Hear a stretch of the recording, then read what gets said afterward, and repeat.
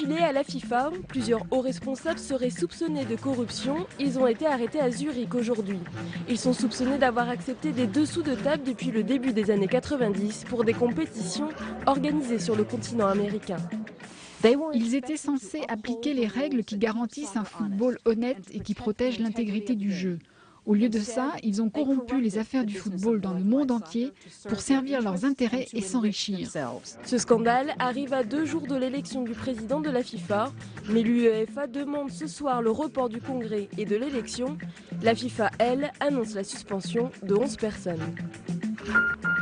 La Commission européenne demande aux États de l'UE de prendre en charge sous 2 ans 40 000 candidats à l'asile syriens et érythréens qui séjournent actuellement en Grèce et en Italie.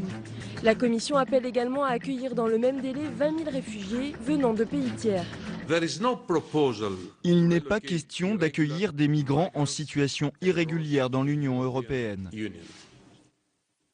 Nous ne proposons pas de quotas, c'est un mot que nous n'aimons pas et que nous n'avons jamais utilisé.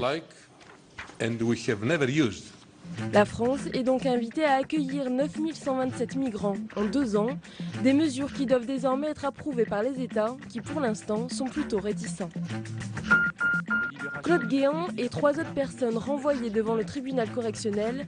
Ce proche de Nicolas Sarkozy devra s'expliquer sur ses primes en liquide touchées au ministère de l'Intérieur. L'enquête établit qu'environ 10 000 € mensuels, puisés dans des frais d'enquête et de surveillance des policiers, ont été remis à Claude Guéant entre 2002 et 2004.